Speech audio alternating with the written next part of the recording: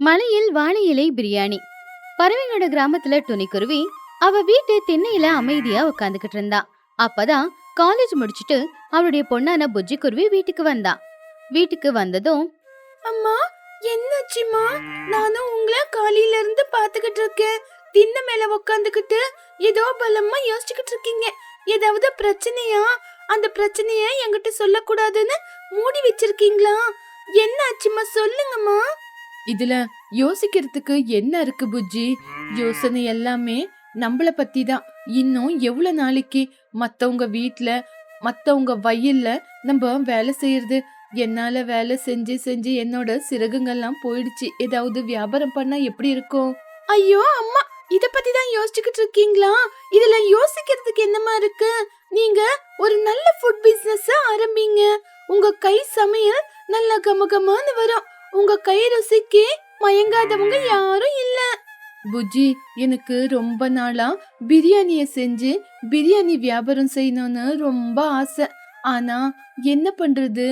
நம்ம ஊருக்குள்ள சிச்சு காக்கா பெரிய ஹோட்டலை வச்சு பிரியாணி வியாபாரத்தை செஞ்சுக்கிட்டு இருக்கு. இப்போ நான் போய் நடுவுல பிரியாணி வியாபாரத்தை ஆரம்பிச்சா எனக்கு போட்டியா? இதே ஊருக்குள்ள நீயும் பிரியாணி வியாபாரம் செய்ய வந்துட்டியா? உன்னை நான் சும்மா விட மாட்டேன். என்னோட வியாபாரத்தை கெடுக்கிறதுக்காக வந்திருக்கியா அப்படின்னு என் கூட பெருசா சண்டை போடும். அதுக்குதான் புஜ்ஜி நான் யோசிச்சுக்கிட்டு இருக்கேன். ஐயோ அம்மா, இவ்வளவுதானா? இதுக்கு ஏம்மா நீங்க பயப்படுறீங்க? அந்த சிச்சு ஆண்டி வியாபாரம் ஆரம்பிச்சுட்டு போட்டோம். ஆனா ருசியும் நாணயமும் எங்க இருக்கோ அங்கதானே வந்து ஜனங்க சாப்பிட்டு போவாங்க. எனக்கு இந்த ஊருக்குள்ள நிறைய பேர் சொல்லிருக்காங்க, சிச்சு ஆண்டி கிட்ட விலை அதிகமா.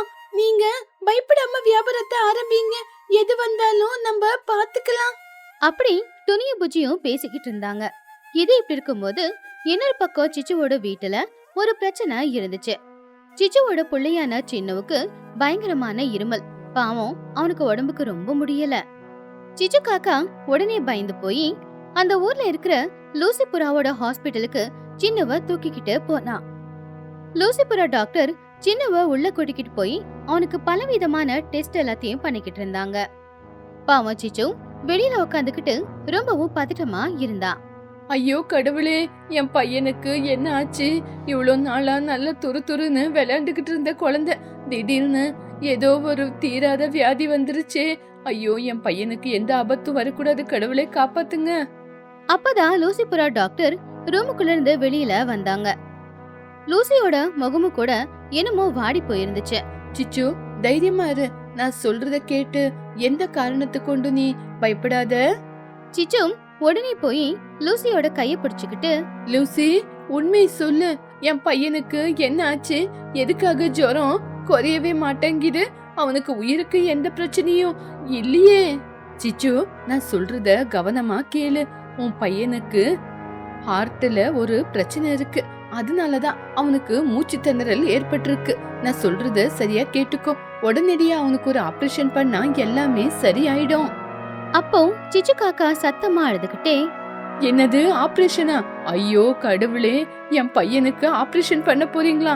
ஆபரேஷன் பண்ற அளவுக்கு என் பையனுக்கு என்ன ஆச்சு லூசி? எவ்வளவு பணம் செலவானாலும் பரவாயில்ல, உடனடியா என் பையனுக்கு ஆபரேஷன் பண்ணுங்க. சிச்சு, ஆபரேஷனை நான் பண்ணிடுவேன். ஆனா அதுக்கு தேவையான மருந்து செலவுக்கெல்லாம் அதிகமா காசு செலவாகும். சில மருந்துங்க இருக்கு, அத நான் சொல்றேன். அத நீ சிட்டில இருந்து வாங்கிட்டு வந்தே ஆகணும். ஆபரேஷன் பண்றதுக்கு சுமார் 2 லட்சம் ஆகும். நான் ஆபரேஷனுக்கு எல்லாம் ரெடி பண்றேன். நீயும் காசுக்கு ரெடி பண்ணிக்கோ. என்ன பண்றதுன்னு யோசி. அத கேட்டு சிச்சு காக்கா ஷாக் ஆயிடுச்சு. ஐயோ, 2 லட்சமா? அவ்வளோ பணத்துக்கு நான் எங்க போறது? கொஞ்ச நாளுக்கு முன்னாடி நான் வியாபாரம் செஞ்சுக்கிட்டு இருக்கும் போது என்கிட்ட பணம் இருந்தது. ஆனா அந்த பெரிய ஹோட்டல் கட்டுறதுக்கு கையில இருக்கிற பணத்தை எல்லாம் செலவு பண்ணிட்டேன். இப்ப நான் என்னதான் பண்றது? சிச்சு, என்ன ஆனாலும் நீ சீக்கிரமா போய் எப்படியாவது பணத்தை ரெடி பண்ணிக்கிட்டு வந்துரு. நான் இங்க அவனுக்கு ஆபரேஷனுக்கு எல்லா தேவைங்களையும் ரெடி பண்ணிக்கிறேன். நீயும் போய் பணத்தை ரெடி பண்ணிக்கிட்டு வா. அப்படி சொல்லி லூசி உள்ள போயிடுச்சு. சிச்சுவுக்கு என்ன பண்றது அப்படின்னே தெரியல. அவ பணத்துக்கு ஏற்பாடு பண்றதுக்காக அழுதுகிட்டே அவளுடைய உயிர் தோழியான சோட்டுக்கிளியோட வீட்டுக்கு வந்தா. அப்போ சோட்டுக்கிளி அவ வீட்டு வாசல்ல துணியை தோச்சி காய போட்டுக்கிட்டு இருந்தா. சிச்சு காக்கா சோட்டு கிட்டே அழுதுகிட்டே இப்படி சொன்னான். ஐயோ சோட்டு, என்ன காப்பாத்துறி, என் பையனுக்கு ஒண்ணும் முடியல, அவன் உயிருக்கு போராடிக்கிட்டு இருக்கான். அத கேட்டு சோட்டு கிளி, சிச்சு எந்திரி, என்ன ஆச்சு? எனக்கு ஒண்ணுமே புரியல. சின்ன உயிருக்கு போராடிக்கிட்டு இருக்கானா? என்னன்னு சரியா சொல்றீ? சோட்டு, என்ன காப்பாத்து, என் பையன் உயிருக்கு போராடிக்கிட்டு இருக்கான். அவனுக்கு ஹார்ட்ல ஒரு பிரச்சனை இருக்கு. உடனடியா அவனுக்கு ஆபரேஷன் பண்ணியே ஆகணும். இல்லைன்னா அவனோட உயிருக்கே பெரிய ஆபத்து.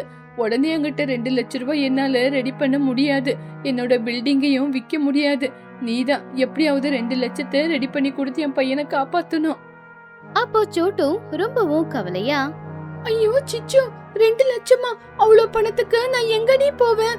உனக்கு தெரிஞ்ச அளவுக்கு என் புருஷன் கூலி வேலை செய்யறவரு. அவர்கிட்ட 2000 ரூபாவே இருக்காது. அப்படி இருக்கும்போது 2 லட்சத்தை நான் உனக்கு எப்படி உதவி செய்யறது? ஆசை இருந்தா சின்னவுக்காக கொடுத்திருப்பேன். அப்போ சிச்சு காக்கா ரொம்ப கவலையா, ஐயோ சோட்டு, நீயும் இப்படி சொன்னா நான் என்ன பண்றது? உன்னை தவிர இந்த ஊருக்குள்ள எனக்கு யாரையுமே தெரியாது. அப்படி தெரிஞ்சவங்க கூட சொந்தக்காரங்கன்னு யாரும் எனக்கு உதவி செய்ய வரமாட்டாங்க. என்னோட ஹோட்டல், வீடு, இடத்தெல்லாம் வித்தாலும் 2 லட்சம் ரூபாய் கிடைக்காதே. உடனுக்குடனே என்னோட ஹோட்டலை எடுத்துக்குங்க அப்படின்னு சொன்னா யாரு முன்னாடி வருவா? எனக்கு யாரு பணத்தை கொடுத்து உதவி செய்வா? சோட்டு யோசிச்சு பார்த்து, என்னது, ஹோட்டலை விக்க போறியா? சிச்சு, நீ ஹோட்டலை விக்க போறேன்னு சொல்லும் போதுதான் எனக்கு ஒரு யோசனை வருது. துணி குருவி ரொம்ப நாளா ஹோட்டல் பிசினஸ் ஆரம்பிக்கணும்னு யோசிச்சுக்கிட்டு இருக்கா. அவ இந்த ஊர்ல ஒரு பிரியாணி சென்டர் ஆரம்பிக்கணும்னு யோசிக்கிறா. நீ கஷ்டம்னு போய் சொன்னா அவ ஆகாதுன்னு சொல்ல மாட்டா. ரொம்ப நாளா பணத்தை சேர்த்து வச்சிருக்க, போய் கேட்டு பாரு. சிச்சு காக்கா கண்ணுல கண்ணீரோட, துணி ஹோட்டலை வாங்கிக்குவலாம். ஆமா, ரொம்ப நாளா வியாபாரம் பண்ணணும்னு அவளுக்கு ஆசை இருக்கு. நான் அவகிட்ட பேசுறேன் அப்படின்னு நினைச்சுக்கிட்டு சிச்சு காக்கா உடனே துணிக்குருவிய பாக்குறதுக்காக போச்சு. துணியும் புஜ்ஜியும் அவங்க வீட்டு திண்ணையில உட்காந்துக்கிட்டு இருந்தாங்க. அப்ப சிச்சு காக்கா துணிய பார்த்ததுமே கையெடுத்து கும்பிட்டு, துணி, என்ன காப்பாத்து, என் பையன் உயிருக்கு போராடிக்கிட்டு இருக்கான். உடனடியா அவனுக்கு ஆபரேஷன் பண்ணலனா அவன் பொழைக்க மாட்டான். உனக்கு எவ்வளவு நாளா பிரியாணி வியாபாரம் செய்யணும்னு ஆசையா இருக்குல்ல? என்னோட ஹோட்டலை நீயே எடுத்துக்கோ. எனக்கு 2 லட்சம் ரூபாய் பணம் கொடு. நீ பணம் கொடுக்கலன்னா என் பையனை என்னால காப்பாத்த முடியாத, உதவி செய் துணி. அத கேட்டு துணிக்குருவி ரொம்ப கவலையா, என்ன சிச்சு சொல்ற? சின்னுவுக்கு ஆபரேஷனா? ஆனா என்கிட்ட அவ்வளவு பணம். சிச்சு, உன்னோட ஹோட்டல் ரொம்ப பெரிய ஹோட்டல் ஆச்சே, அத நீ விக்கிற அப்படின்னா என்னால இப்ப என்ன பண்றது? துணி, ஹோட்டல் போனாலும் மறுபடியும் நான் சம்பாதிச்சுக்குவேன். ஆனா என்னோட பையனோட உயிர் போனா என்னால உயிரோடவே வாழ முடியாது.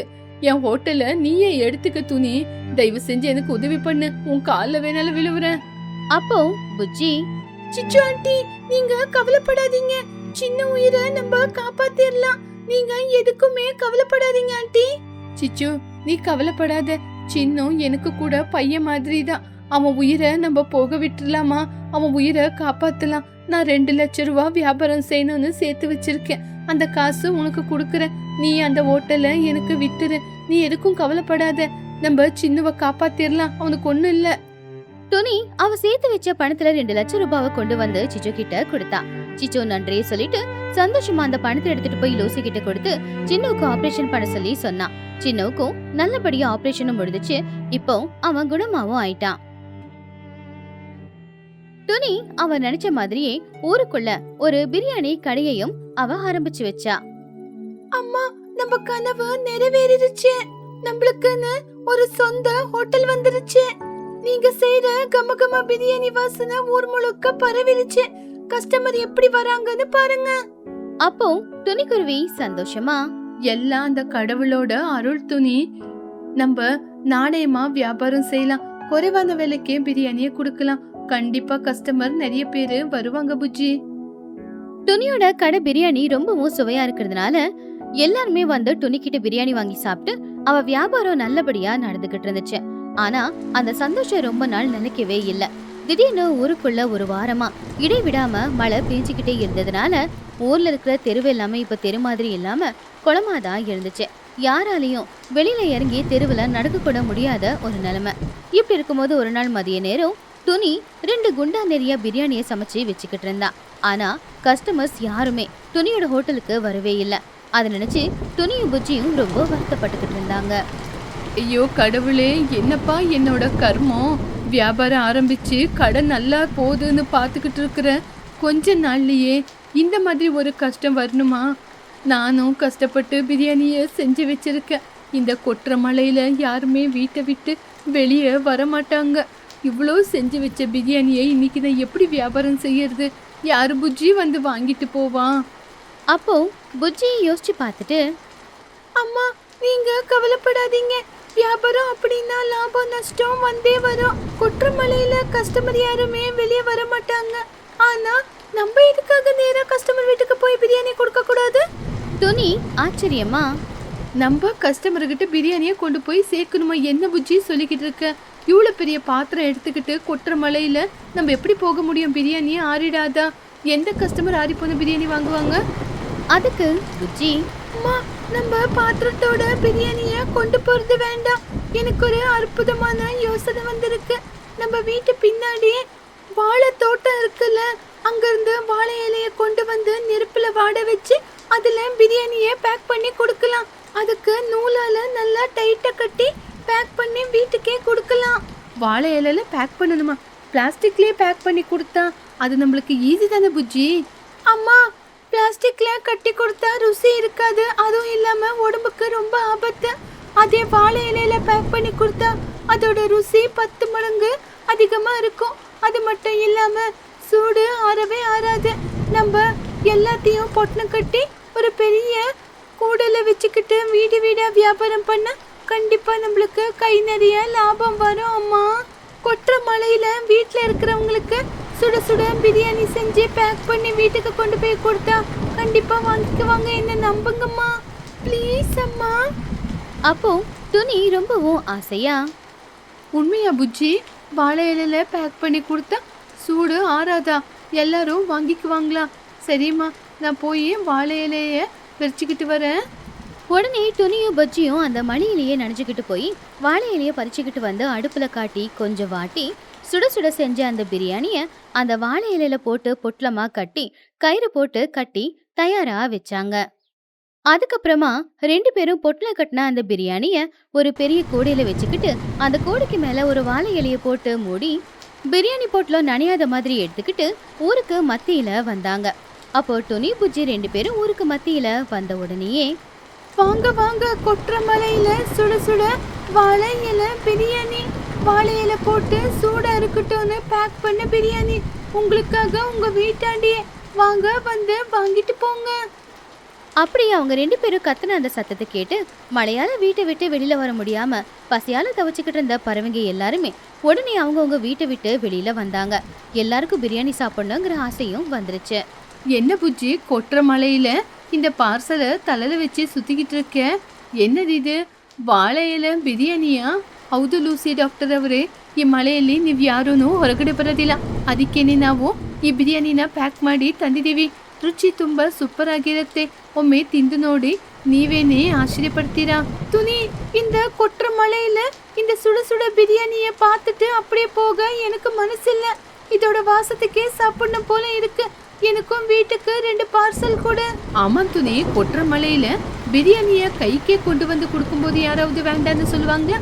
சீக்கிரமா எனக்கு 2 பேக்கெட் கொடு. அப்படி அந்த அடிக்கிற மழையிலையும் அந்த பிரியாணி வாசம் எல்லாரையுமே கவர்ந்து எடுத்ததுனால எல்லாருமே வந்து பிரியாணி வாங்க ஆரம்பிச்சிட்டாங்க. இப்படி துணி புஜி 2 பேரும் கூடையில கொண்டு வந்த பிரியாணி எல்லாமே தீந்து போச்சு. எப்பவும் போலவே அவங்க கை நிறைய பணத்தையும் சம்பாதிச்சாங்க. அம்மா, பாத்தீங்களா நம்ம ஐடியா எவ்வளோ நல்லா ஒர்க் அவுட் ஆச்சுன்னு? இதுக்கப்புறம் கூட மழை வந்தா இதே மாதிரி பிரியாணி செஞ்சு வியாபாரத்தை செய்யலாமா? இது எல்லாமே உன்னோட புத்திசாலி தனத்தினால தான். ஆனா புஜ்ஜி, நம்ம கூடையில இன்னும் 2 பார்சல் இருக்கே. புஜ்ஜி, வியாபாரம் எல்லாம் முடிஞ்சு போச்சு, ஆனா 2 இருக்கே. அம்மா, அத நான் தான் எடுத்து வச்சேன். இந்த கொட்ட மழையில சிச்சு ஆண்டி சின்னுக்கு சாப்பாடே இருக்காது.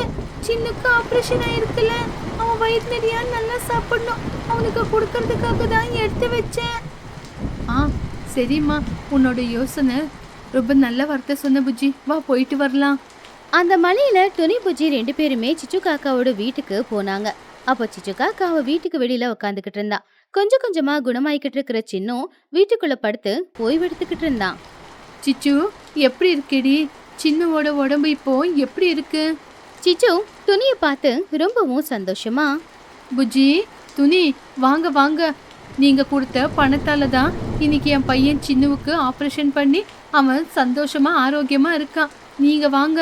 நீங்க செஞ்ச உதவியை எப்பவுமே நான் மறக்க மாட்டேன். வாங்க நீங்க. அப்போ புஜ்ஜி, ஐயோ ஆண்டி, இதெல்லாம் ஒரு உதவியா? இங்க பாருங்க ஆண்டி, இந்த மலைக்கு சின்னவுக்கு நாங்க சுட சுட பிரியாணி செஞ்சு வாழை இலையில பேக் பண்ணி கொண்டு வந்திருக்கோம். இதை கொடுங்க. இதை சாப்பிட்டு அவன் கொஞ்சம் தெம்பா இருப்பான். அவனுக்காக உங்களுக்காக தான் கொண்டு வந்தோம்.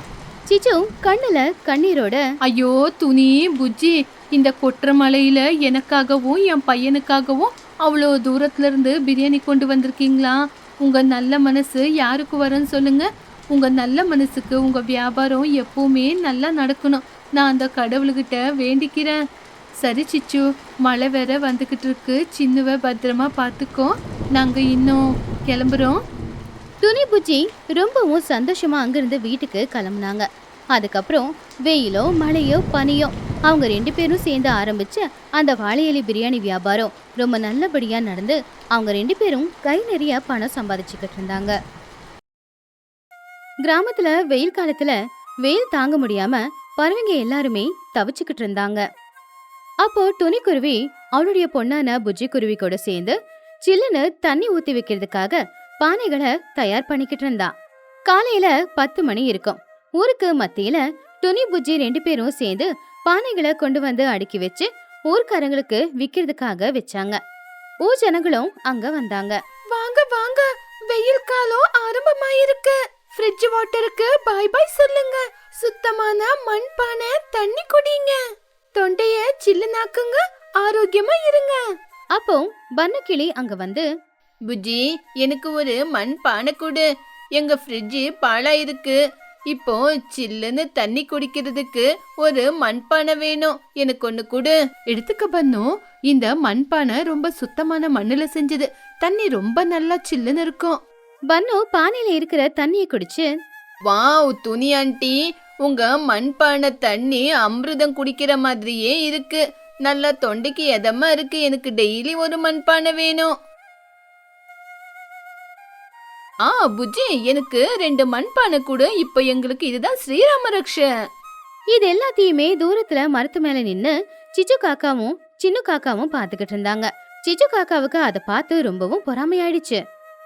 பாத்தியா பன்னு, அந்த புஜ்ஜியும் துணியும் சேர்ந்துக்கிட்டு காலையில இருந்து மண்பானை செஞ்சு கொஞ்ச நேரத்திலேயே 10 பானைய 2 பேரும் சேர்ந்து வித்துட்டாங்க. அம்மா, அவங்க வெறும் மண்ணை மட்டும் நம்பி வேலை செய்யல. அவங்க கஷ்டத்தையும் நம்பி கஷ்டப்பட்டு மண்பானை செஞ்சு வித்துக்கிட்டு இருக்காங்கம்மா. அவங்க கஷ்டப்பட்டு வாழ்றவங்க. அந்த கஷ்டத்தை எப்படி உடைக்கிறது, அவங்க மண்பானை வியாபாரத்தை எப்படி நஷ்டமாக்குறதுன்னு எனக்கு நல்லா தெரியும். நம்ம கூட மண்பானைய ஏசி பானையாக்கி கொடுக்கலாம். ஏசி பானையா? அது எப்படி மம்மி? கரண்ட் ஒயரால கனெக்ஷன் கொடுப்பீங்களா? ஷூ, நீ சைலண்டா இருடா. என்கிட்ட ஒரு நல்ல ஐடியா இருக்கு. நீ 10 ரூபாது 10 பிளாஸ்டிக் குடத்தை வாங்கிட்டு வா. அதுக்கு மேல நம்ம மண்ணை பூசிடலாம். அப்ப அது பாக்குறதுக்கு மண் பானை மாதிரியே இருக்கும். அந்த பானைக்குள்ள தண்ணிய ஊத்தி ஐஸ் கியூப போட்டுடலாம். தண்ணியும் நல்ல சில்லுன்னு இருக்கும். அப்ப வர ஜனங்க மண்பானை தண்ணி நல்ல சில்லுன்னு இருக்குன்னு நம்ம கிட்டே வந்து பானையை வாங்கிக்குவாங்க. அம்மா, பிளாஸ்டிக் குடத்தோட தண்ணிய குடிக்கிறது உடம்புக்கு ஒத்துக்காதுமா. அது நல்லதில்ல. அதுவும் இல்லாம குடத்து மேல மண்ணை பூசுறது தெரிஞ்சு போச்சுன்னா. வாய மூடுறா. எனக்கு பிசினஸ் ட்ரிக்ஸ் எல்லாம் நல்லா தெரியும். முதல்ல போய் அந்த குடத்தை கொண்டு வா. அடுத்த நாள் காலையில துணிக்குருவியோட கடைக்கு முன்னாடியே சிச்சு காக்காவும் ஒரு கடைய போட்டா. அதுல சிச்சு ஸ்பெஷல் ஜப்பான் ஸ்டைல் ஏசி பானைன்னு போர்டு போட்டு வச்சிருந்தா. பக்கத்துல சின்ன முகம் வாடி போய் உக்காந்துருந்தான். அப்போ சிச்சு காக்கா சத்தமா, ஹலோ ஃப்ரெண்ட்ஸ், மண்பானை யுகம் போயிடுச்சு. இது ஸ்மார்ட் யுகம். நான் உங்களுக்காகவே ஜப்பான்ல இருந்து ஏசி பானைய கொண்டு வந்திருக்கேன். இதுல தண்ணி ஊத்தி 2 நிமிஷத்துல ஐஸ் கியூப் மாதிரி ஆயிடும். காலம் மாறி போகுது. வாங்க, வாங்கிட்டு போங்க. சிச்சு காக்கா சத்தத்தை கேட்டு துணி புஜ்ஜி பன்னு 3 பேருமே அங்க பார்த்தாங்க. அம்மா, சிச்சு ஆண்டி மறுபடியும் ஏதோ ஒரு ஃப்ராட் வேலை செஞ்சுக்கிட்டு இருக்காங்க. ஏசி பானையாமா? ஏசி பானையை எப்படிமா தயாரிக்க முடியும்? எனக்கு தெரியலம்மா, அவளோட ஓவர் ஆக்ஷன் அவளுக்கு. சரி விடு. பன்னு உடனே துணியோட கடையில இருந்து சிச்சுவோட கடைக்கு போனான். அவனுக்கு புதுசா ஏதாவது வந்தா ரொம்ப பிடிக்கும். சிச்சு ஆண்டி, என்னது இது? ஏசி பானையா? உண்மையிலே இதுல இருந்து ஏசி மாதிரி காத்து வருமா? காத்து சில்லுன்னு வராதுடா பன்னு, தண்ணி மட்டும் ஏசில இருக்கிற மாதிரியே சில்லுன்னு இருக்கும். வேணும்னா பானைக்குள்ள கை வச்சு பாரேன்.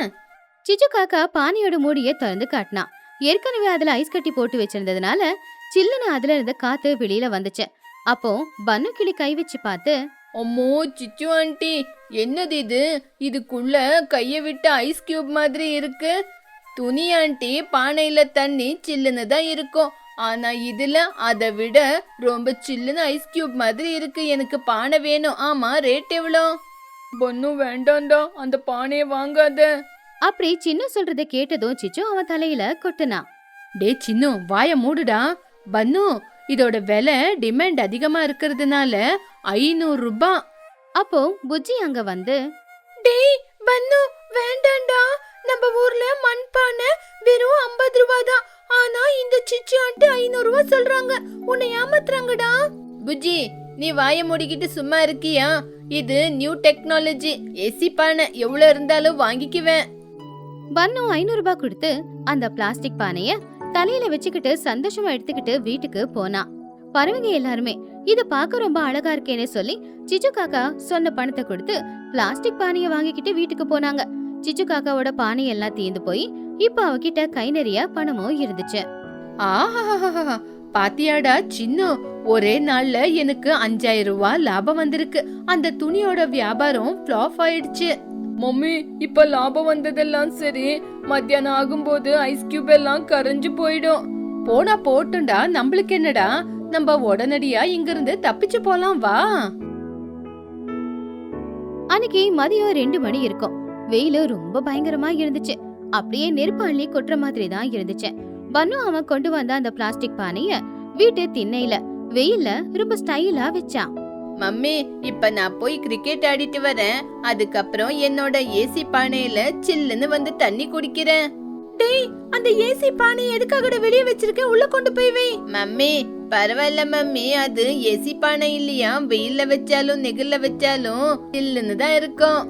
பன்னு விளையாடுறதுக்காக போனான். ஒரு 3 மணி இருக்கும். அப்போ சிச்சு காக்கா பிளாஸ்டிக் பானையில ஒட்டி வச்சிருந்த மண் எல்லாமே வெயில்ல அப்படியே காஞ்சி உதிர்ந்து போச்சு. உள்ள இருக்கிற ஐஸ் கட்டி எல்லாம் எப்பவோ கரைஞ்சு போச்சு. இப்போ அந்த குடத்துல இருக்கிற தண்ணி எல்லாமே நல்லா சூடாயிடுச்சு. எந்த அளவுக்குன்னா கொதிச்சு புகை வர அளவுக்கு. பன்னு கிரிக்கெட் விளையாடிட்டு ரொம்பவும் வேர்க்க விறுவிறுக்க தாகமா இருக்குன்னு தண்ணி குடிக்கிறதுக்காக வீட்டுக்கு வந்தான். அப்போ பன்னு சோர்வா, சொட்டு மம்மி, எனக்கு கிரிக்கெட் ஆடி ரொம்ப டயர்டா இருக்கு. என்னோட ஏசி பானையில இருந்து நான் போய் தண்ணி குடிக்கிறேன். பன்னு வேகமா வெளியில போனான். வெளியில வச்சிருந்த அந்த பிளாஸ்டிக் குடத்துல இருக்கிற மண்ணெல்லாம் உதிர்ந்து போய் இப்போ வெறும் பிளாஸ்டிக் குடம் மட்டும் தான் தெரிஞ்சுது. ஆனா தாகம் ரொம்ப அதிகமா இருந்ததுனால பன்னு அத கவனிக்கவே இல்ல.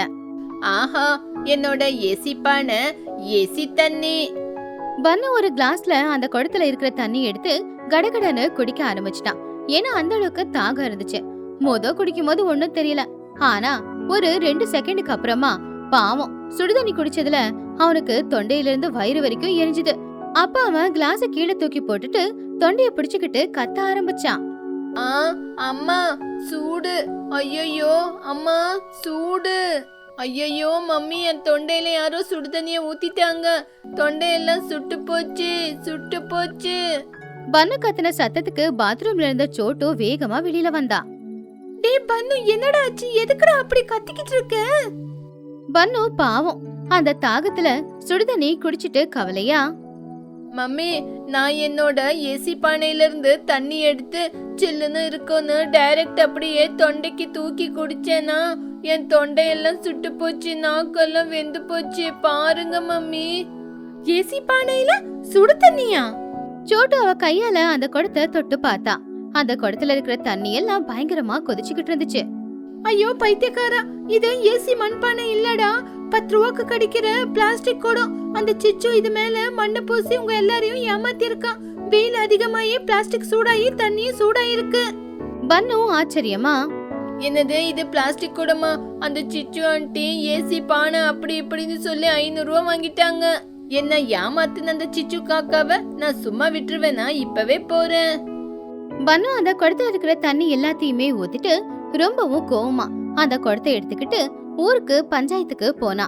ஏற்கனவே ஊருக்கு மத்தியில மகிக்கழுகு, லூசி அப்புறம் துணி எல்லாரும் இருந்தாங்க. ஐயோ, சிச்சுவோட ஏசி பானையில இருந்து தண்ணி குடிச்சு உயிர் போற மாதிரி ஆயிடுச்சு. அப்போ பன்னு, சிச்சு ஆண்டி உங்க ஏசி கூட என்ன ஆயிருக்குன்னு முதல்ல வந்து பாருங்க. சிச்சு காக்கா பயந்துகிட்டே மெதுவா வீட்டை விட்டு வெளியில வந்தா.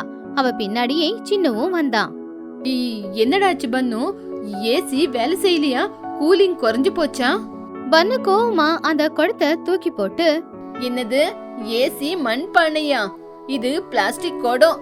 மத்தியானம் வெயில்ல இந்த பிளாஸ்டிக் குடம் சூடாயி அதுக்குள்ள இருக்கிற தண்ணியும் சூடாயி என் தொண்டையெல்லாம் தண்ணி குடிச்சு வெந்து போச்சு, நாக்கெல்லாம் சுட்டு போச்சு தெரியுமா? ஆண்டி, எனக்கு மத்தியானமே உங்க மேல சந்தேகம் வந்துச்சு. பிளாஸ்டிக் குடத்துக்கு மண்ணை பூசி ஏசி மண்பானை அப்படின்னு பொய் சொல்லி அதுக்குள்ள ஐஸ் கியூப் போட்டு ஏமாத்தி இருக்கீங்களா? என்ன சிச்சு, பிளாஸ்டிக் குடத்து மேல மண்ணை பூசி ஏசி மண்பானை அப்படின்னு வியாபாரம் பண்றது இல்லாம எங்க வாழ்க்கை கூட விளையாடுறியா? அப்போ சிச்சு அதை கேட்டு சமாளிச்சு, அது வந்து பன்னு, அது நியூ டெக்னாலஜி குடம்டா. காலையில உங்களுக்கு தேவையான சில்லுன்னு தண்ணி குடுக்கும். அதுக்கப்புறம் சாயங்காலம் ஆக ஆக குளிக்க சூட தண்ணி குடுக்கும். அது 2 in 1. என்ன ஆண்டி என்ன சொன்னீங்க? 2 in 1? சரி, அதுல இருக்கிற தண்ணிய உங்க தலைமையிலேயே ஊத்துறேன். அப்போ நீங்க தந்தூரி சிக்கன் மாதிரி வெந்து போவீங்கல்ல. பன்னு கோவத்துல அந்த தண்ணிய சிச்சு காக்கா மேல ஊத்துறதுக்கு போனா. ஐயோ வேண்டாண்டா பன்னு, என் மேல ஊத்துனா என்னோட மேக்கப் எல்லாம் போயிடும். நான் தான் பணத்தை சம்பாதிக்க பொய் சொல்லிட்டு என்ன மன்னிச்சிடு. நான் உங்ககிட்ட முதல்லயே சொன்ன இந்த மாதிரி எல்லாம் செய்யாதீங்கன்னு. பாருங்க, துணி ஆண்டி உங்க நேர்மைய வியாபாரம் பண்ணி பணத்தை சம்பாதிக்கிறாங்க. அவங்கள பார்த்தாவது கத்துக்குங்க. சிச்சு, பணத்தை சம்பாதிக்க எவ்வளவோ வழி இருக்கு. ஆனா அதெல்லாம் விட்டுட்டு இந்த மாதிரியா சம்பாதிப்ப? இன்னைக்கு பன்னு காட்சி, நாளைக்கு இன்னொன்னு வேற ஏதோ பிரச்சனை வந்துருச்சுன்னா? அப்போ சிச்சு காக்கா தலை குனிஞ்சு, என்ன மன்னிச்சிடுங்க, உங்க காசை உங்களுக்கு நான் திருப்பி கொடுத்துறேன். இனிமே எப்பவுமே இந்த மாதிரி வேலை செய்ய மாட்டேன். ஆண்டி, என் நாக்கு வெந்து போயிருச்சு. நான் என்ன பண்றது? எனக்கு பரிகாரம் வேணும் ஆண்டி. என்ன வேணும் பண்ணு உனக்கு? சிச்சு ஆண்டி சுட சுட தண்ணிய கொடுத்து என் நாக்கெல்லாம் வெந்து போச்சு. அதுக்கு பரிகாரமா டெய்லி சிச்சு ஆண்டி எனக்கு ஐஸ்கிரீம் வாங்கி கொடுக்கணும். அப்பதான் என் மனசு ஆறி போவும். டேய் பன்னு, உன்னோட ஐடியா சூப்பர் ஐடியாடா. சிச்சு காக்கா அழுதுகிட்டே, ஐயோ கடவுளே, என்னோட லாபம் மொத்தமும் இவங்களோட ஐஸ்கிரீம்லயே கரைஞ்சு போகுது. அப்படி சிச்சு காக்கா செஞ்ச தப்புக்கு எல்லார்கிட்டயும் மன்னிப்பு கேட்டது மட்டும் இல்லாம ஒரு வாரம் வரைக்கும் பன்னுவுக்கு ஐஸ்கிரீம் வாங்கி கொடுத்தே அவகிட்ட இருந்த பணம் எல்லாமே செலவா போயிடுச்சு.